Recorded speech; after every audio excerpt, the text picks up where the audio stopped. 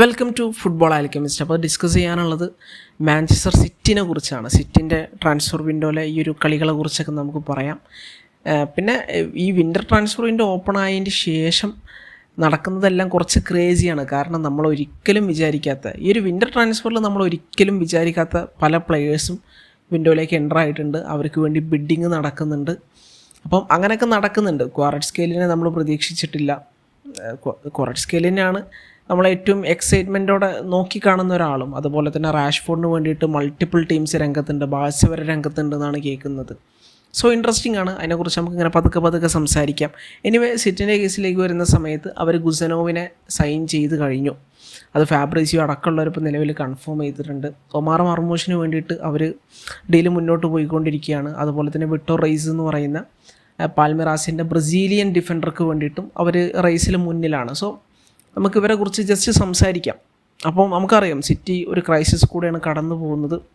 ഇപ്പോൾ അവസാനത്തെ 2 മത്സരങ്ങളൊക്കെ അവർ ജയിച്ചിട്ടുണ്ട്. സോ പതുക്കെ അവർക്ക് അതിൽ നിന്ന് റിക്കവർ ആവണം, ടോപ്പ് 4 പിടിക്കണം എന്നൊക്കെ ഉണ്ടെങ്കിൽ അത് കുറച്ച് ടഫാണ്. എസ്പെഷ്യലി അവരുടെ ആ ഒരു ഡിഫൻസീവ് സിറ്റുവേഷൻ, ഡിഫൻസിലെ ഫോം ഔട്ട്, പിന്നെ മിഡ്ഫീൽഡിൽ റോഡറിൻ്റെ വിടവ് വരുത്തിയിട്ടുള്ള വലിയ ഹോള്, ട്രാൻസിഷനിലുള്ള അവരുടെ ആ ഒരു വൾണറബിലിറ്റി. ഇപ്പോൾ ടീമിലെ ബെസ്റ്റ് ഡിഫൻഡർ എന്നൊക്കെ പറയാവുന്ന റൂബൻ ഡിയാസിന് പോലും ആവശ്യത്തിന് പേസ് ഇല്ലാത്തൊരു സിറ്റുവേഷൻ. സോ അവർ ഈ കൗണ്ടേഴ്സിൽ ഭയങ്കരമായിട്ട് വൾണറബിൾ ആവുന്നുണ്ട്, പെട്ടെന്ന് എക്സ്പോസ്ഡ് ആവുന്നുണ്ട്. കുറച്ച് പേസി ആയിട്ടുള്ള ടീമൊക്കെ വരുന്ന സമയത്ത് സിറ്റിനത് ഭയങ്കരമായിട്ട് ബാധിക്കുന്നുണ്ട്, അവരുടെ ആ ഒരു പേസ് ഇല്ലായ്മ ഡിഫൻസിലെ. പിന്നെ റോഡറിനെ പോലെ ട്രാൻസിഷനൊക്കെ ബ്രേക്ക് ചെയ്യാൻ പറ്റുന്ന ഒരാളില്ലാത്തത്. ഓക്കെ, അപ്പോൾ അവർക്ക് എന്തായാലും ഡിഫൻസിലേക്ക് ടോട്ടലി സ്ട്രോങ് ആയിട്ടുള്ള അഡീഷൻസ് വേണം. അത് നിർബന്ധമായിട്ടുള്ള ഒരു കാര്യമായിരുന്നു. അപ്പം അത് തന്നെയാണ് അവരുടെ ഈ ഒരു ജനുവരി ട്രാൻസ്ഫറിൻ്റെ ഉള്ളൊരു പ്രൈമറി ടാർഗറ്റ് എന്നുള്ളത്. അപ്പോൾ അതിന് വേണ്ടിയിട്ട് അവർ ഫസ്റ്റ് മൂവ് ചെയ്തത് അബ്ദുഖാദിർ ഗുസനോ എന്ന് പറയുന്ന കളിക്കാരനിലേക്കാണ്. അപ്പോൾ ആളെക്കുറിച്ച് പറയാം ഫസ്റ്റ് തന്നെ. അപ്പം ആളൊരു ഉസ്ബെക്കിസ്ഥാൻ ഇൻ്റർനാഷണലാണ്. അപ്പോൾ ഉസ്ബെക്കിസ്ഥാനിൽ യൂത്ത് കരിയർ തുടങ്ങി, പിന്നീട് ആൾ ബെലാറസിലേക്ക് എത്തി, ബെലാറസിൽ നിന്ന് ഫ്രാൻസിലേക്ക് എത്തി, ഇനിയിപ്പോൾ ഫ്രാൻസിൽ നിന്ന് ഇംഗ്ലണ്ടിലേക്ക് വരാൻ വേണ്ടി പോവാണ്. അപ്പം ഇതൊക്കെ ഒരു 3-4 വർഷത്തെ ഒരു സ്പാനിലാണ് ഈ ഒരു ഗ്രോത്തൊക്കെ നടക്കുന്നത്. നിലവിൽ 20 വയസ്സ് മാത്രമാണ് പ്രായം. അപ്പോൾ ആളുടെ ഒരു കളിനെ കുറിച്ചൊക്കെ പറയുകയാണെങ്കിൽ അടിപൊളിയാണ്. അതായത് ആൾ ഗ്രൗണ്ട് ഡ്യൂൽസിൽ ഒരു ബീസ്റ്റാണെന്ന് പറയാം. ഗ്രൗണ്ട് ഡ്യൂൽസിൽ ആൾ ഒരു രക്ഷയില്ലാത്ത പ്ലെയറാണ്. ടാക്കിൾസ് എന്നൊക്കെ പറയുമ്പം അടിപൊളി ടാക്കിൾസാണ്. ആൾ ഭയങ്കര അഗ്രസീവാണ്. ഭയങ്കര അഗ്രസീവായിട്ട് ടാക്കിൾസ് ചെയ്യുന്ന, ബോൾ വിൻ ചെയ്യുന്ന ഒരു പ്ലെയറാണ് അബ്ദുഖാദിർ ഗുസനോ എന്ന് പറയുന്നത്. പിന്നെ ആൾ എന്താ പറയുക, ഹൈറ്റ് ഉണ്ട്. അതുപോലെ തന്നെ 20 വയസ്സേ പ്രായമുള്ളൂ. ഭയങ്കര പ്രോമിസിങ് ആയിട്ടുള്ള ഒരു പ്ലെയറാണ്. അപ്പം അത്യാവശ്യം വേറെ ടീമുകൾ, അതായത് ചിലപ്പം റയൽ മാഡ്രിഡ് വരെ ആ റേസിലേക്ക് എൻ്റർ ആവുമെന്ന് കേട്ടിട്ടുണ്ടായിരുന്നു. പക്ഷേ ഫൈനലി റയൽ എൻ്റർ ആയില്ല. ആ ഡീല് സിറ്റി എടുക്കുകയാണ് ചെയ്തത്. അപ്പം അത്രയും പ്രോമിസിങ് ആയിട്ടുള്ളൊരു പ്ലെയറാണ്. പിന്നെ ആൾ ഓൺ ദ ബോൾ കംഫേർട്ടാണ്. പക്ഷേ ഈ ലൈൻ ബ്രേക്കിംഗ് പാസസ്, അല്ലെങ്കിൽ ഇപ്പം നമ്മൾ പൊതുവേ ഇപ്പം ഒരു ലൈൻ ബ്രേക്ക് ചെയ്യുക, ബോൾ ക്യാരി ചെയ്ത് അങ്ങോട്ട് മുന്നോട്ട് പോകുക, അങ്ങനത്തെ എബിലിറ്റീസ് ഒന്നും ആൾ നിലവിൽ അങ്ങനെ അങ്ങോട്ട് കാണിച്ചിട്ടില്ല. ആൾ പാസ് കൊടുക്കുമ്പോൾ ആൾ അധികം പ്രിഫർ ചെയ്യുന്നത് സൈഡ് പാസസ്, അതായത് വിങ് ബാക്കിലേക്ക് പാസ് കൊടുക്കുക എന്നുള്ളതാണ്.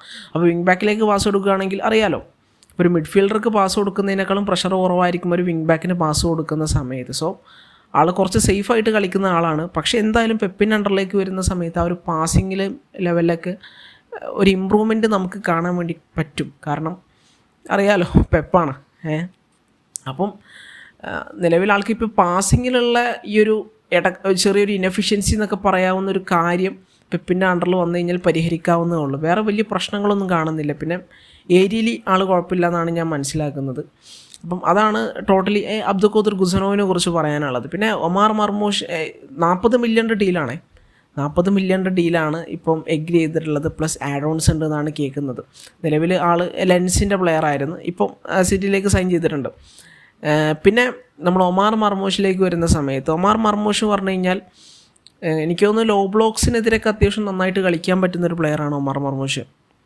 അപ്പം നിലവിൽ സിറ്റിൻ്റെ ഒരു ഇനഫിഷ്യൻസി അറ്റാക്കിൽ ഭീകരമാണ്. ഇപ്പോൾ ലാസ്റ്റത്തെ കുറച്ച് മാച്ചിൽ ഇമ്പ്രൂവ് ആയെങ്കിൽ പോലും അവർ ക്രൈസിസിൻ്റെ സമയത്ത് അവരുടെ ഫൈനൽ തേർഡ് കട്ട ശോകമായിരുന്നു.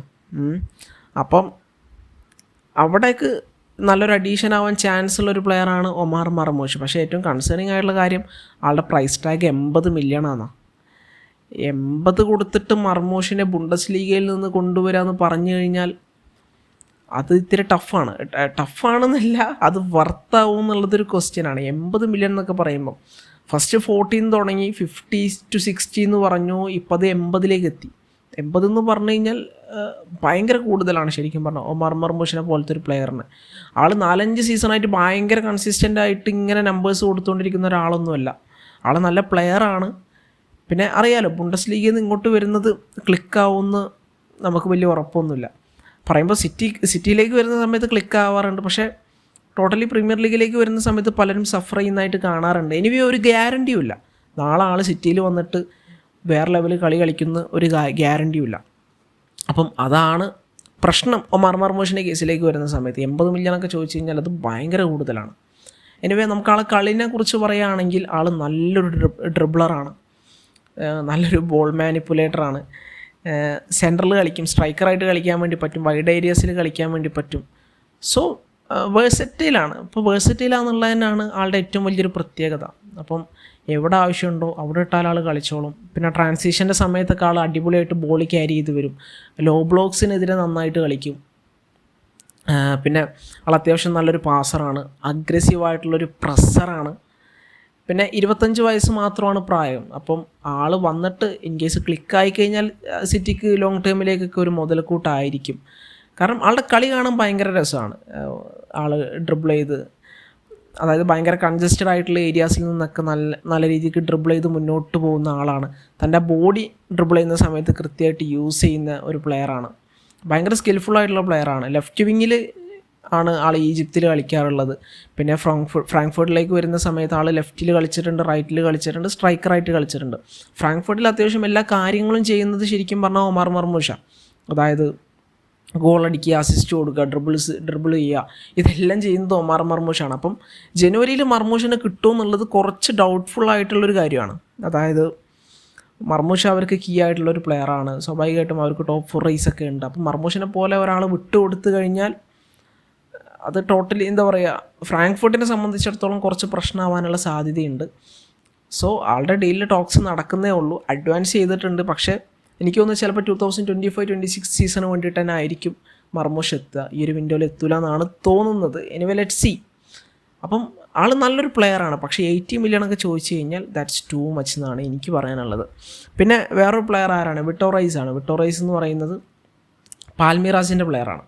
ഓക്കെ, അപ്പം പാൽമിറാസിൻ്റെ 18 വയസ്സാണെന്നാണ് എനിക്ക് തോന്നുന്നത്. എനിവേ ആളെക്കുറിച്ച് പറയുവാണെങ്കിൽ അത്യാവശ്യം ഓപ്പോസിഷൻ ബോക്സിൽ ഏരിയൽ ത്രെറ്റ് കൊടുക്കുന്ന തരത്തിലുള്ള പ്ലെയറാണ്. പിന്നെ ആൾ നല്ലൊരു പാസറാണ്. ഞാൻ ഗുസനോവിനെ കുറിച്ച് പറയുമ്പോഴും പറയാൻ വിട്ടുപോയ ഒരു കാര്യമാണ്. അതേ കാര്യം തന്നെ വിട്ടോ റൈസിൻ്റെ കേസിലും പറയാനുള്ളത്. രണ്ടാളും നല്ല പേസുള്ള ആളുകളാണ്. അതായത് വിട്ടോ റൈസ് ആണെങ്കിലും ഗുസനോവ് ആണെങ്കിലും നല്ല പേസുള്ള ആളുകളാണ്. ഇപ്പോൾ നമ്മൾ സിറ്റിയിലെ മറ്റ് ഡിഫൻഡർമാരെ നോക്കുന്ന സമയത്ത് എല്ലാവർക്കും ഒരു ലാക്ക് ഓഫ് പേസ് നമുക്ക് കാണാൻ വേണ്ടി പറ്റും. അപ്പോൾ ഇവരൊക്കെ ഡിഫൻസിലുണ്ടെങ്കിൽ ആ ഒരു പേസിൻ്റെ പ്രശ്നം ഒരു പരിധി വരെ സിറ്റിക്ക് മറച്ചു പിടിക്കാൻ വേണ്ടി പറ്റും.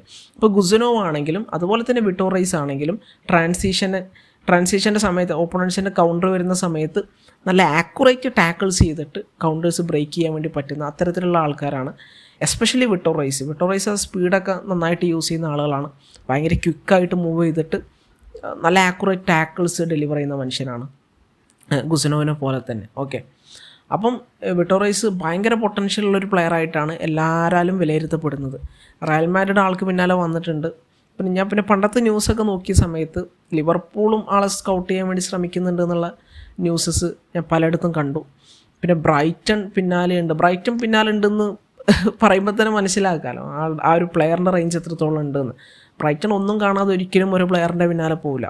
സോ അത്യാവശ്യം നല്ല പൊട്ടൻഷ്യലുള്ളൊരു പ്ലെയറായിട്ടാണ് വിട്ടോ റൈസിനെ വിലയിരുത്തുന്നത്. അപ്പോൾ ഓൺ ദ ബോൾ ആൾ ഓക്കെയാണ്.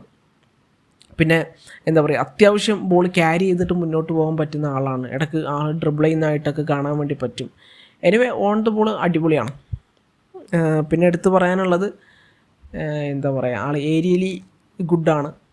സോ വലിയ വീക്ക്നെസ് ഒന്നും കാണാൻ വേണ്ടി പറ്റുന്നില്ല. പിന്നെ ഫിസിക്കലി ആൾ കുറച്ചുകൂടി ഇമ്പ്രൂവ് ചെയ്യാനുണ്ട്, അല്ലെങ്കിൽ ഫിസിക്കാലിറ്റി കുറച്ചുകൂടി സെറ്റ് ആവാനുണ്ടെന്നാണ് ചിലരെങ്കിലും ഒരു വീക്ക്നെസ് ആയിട്ട് പറയുന്നത്. പിന്നെ 18 വയസ്സാണ്. പ്രീമിയർ ലീഗിലേക്ക് വരുന്ന സമയത്ത് അഡാപ്റ്റ് ചെയ്യാൻ ടൈം എടുക്കും. പെട്ടെന്ന് ആൾ സ്റ്റാർട്ടറൊന്നും ആവാൻ വേണ്ടി പോകുന്നില്ല. മിക്കവാറും ബെഞ്ചിൽ നിന്ന് വന്നിട്ടൊക്കെ ആൾക്ക് ചിലപ്പം ചാൻസസ് ഈ സീസണിൽ കിട്ടിയേക്കാം, ഉറപ്പൊന്നും പറയാൻ വേണ്ടി പറ്റില്ല. മറ്റുള്ള പ്ലെയേഴ്സിൻ്റെ അവൈലബിലിറ്റിയും കൂടി അനുസരിച്ചിരിക്കും. എനിവേ ഗുസനോവിന് ചാൻസുകൾ കിട്ടാൻ ചാൻസ് ഉണ്ട്. ഗുസനോവ് ആണെങ്കിലും വിട്ടോറൈസ് ആണെങ്കിലും 3-4 കൊല്ലം കൊണ്ട് എന്തായാലും ഒരു സ്റ്റാർട്ടിങ് സെൻറ്റർ ബാക്ക് എന്നുള്ള ലെവലിലേക്ക് എത്തും. അതാണ് എനിക്ക് തോന്നുന്നത്. ചിലപ്പോൾ 2 വർഷം കൊണ്ട് തന്നെ ഗുസനോവ് ഒരു പ്രോപ്പർ സ്റ്റാർട്ടിങ് സെൻറ്റർ ബാക്ക് ആയിട്ട് മാറും. പതുക്കെ ചിലപ്പോൾ വിട്ടോറൈസും വന്നേക്കാം. അപ്പോൾ ഇത് രണ്ടും നല്ല ഇൻവെസ്റ്റ്മെൻറ്റുകളാണ് എൻ്റെ ഒരു ഒപ്പീനിയനിൽ. 40 മില്യൺ ആണെന്ന് തോന്നുന്നു എനിക്ക് വിട്ടോറൈസിനും ഒരു പ്രൈസ് ടാഗ് അവിടെ ചോദിക്കുന്നത്. പാൽമിറാസ് എന്നാണ്, അറിയാമല്ലോ, പാൽമിറാസിന് അത്രയും നല്ല ടാലൻറ്റ്സ് വരുന്നുണ്ട്. സോ ആ രീതിക്ക് പേ ചെയ്യേണ്ടതായിട്ട് വരും. പാൽമിറാസിൻ്റെ അടുത്തൊരു പ്ലെയറെ എടുക്കണം എന്നുണ്ടെങ്കിൽ, എസ്പെഷ്യലി റയലും ബാഴ്സലോണയും ലിവർപൂളും ബ്രൈറ്റണൊക്കെ നോക്കിയൊരു പ്ലെയറെ എടുക്കണം എന്നുണ്ടെങ്കിൽ, അപ്പം ഇത് യങ് പ്ലെയേഴ്സാണ്. അപ്പം ഇമാതിരി യങ് ഇൻവെസ്റ്റ്മെൻറ്റുകൾ, യങ് പ്ലേയേഴ്സിൻ്റെ മേലുള്ള ഇൻവെസ്റ്റ്മെൻറ്റുകൾ സിറ്റിയിൽ വരേണ്ടത് ഭയങ്കര അത്യാവശ്യമാണ്. കാരണം അറിയാലോ, സിറ്റി ഒരു പീരീഡിൽ എന്താ പറയുക, കുറച്ച് ഏജ്ഡായിട്ടുള്ള കളിക്കാർ മാത്രമായിപ്പോയി. അതായത് സിറ്റി ഈ ഒരു ജേണിയിൽ, അവരുടെ ഈ ഒരു സക്സസിൻ്റെ ജേണിയിൽ തന്നെ അവർ യങ്സ്റ്റേഴ്സിനെ വിശ്വസിക്കാൻ മറന്നു പോയിട്ടുണ്ട്.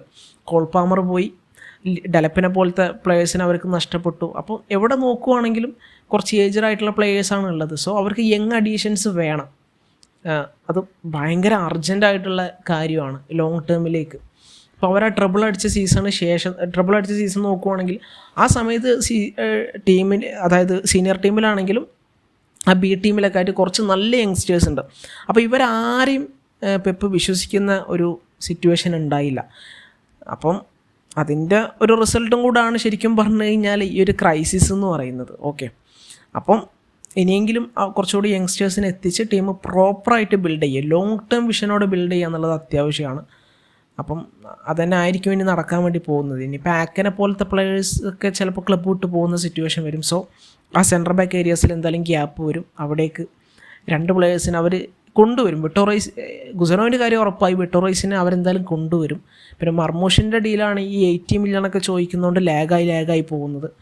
അപ്പം അതെന്താവുമെന്ന് കണ്ടു തന്നെ അറിയണം. എനിവേ ഒരു 90% ടു സിറ്റി എന്നാണ് എനിക്ക് തോന്നുന്നത്. അപ്പോൾ ഇത്തരം കാര്യങ്ങളൊക്കെ തന്നെയാണ് ഇപ്പോൾ സിറ്റിൻ്റെ ടാർഗറ്റ്സിനെ കുറിച്ച് പറയാനുള്ളത്. അപ്പോൾ ഇതിനെക്കുറിച്ച് നിങ്ങളുടെ ഒപ്പീനിയൻസ് എന്തായാലും കമൻറ്റ് സെക്ഷനിൽ പറയാം. മറ്റൊരു വീഡിയോ വീണ്ടും കാണാം. Thank you.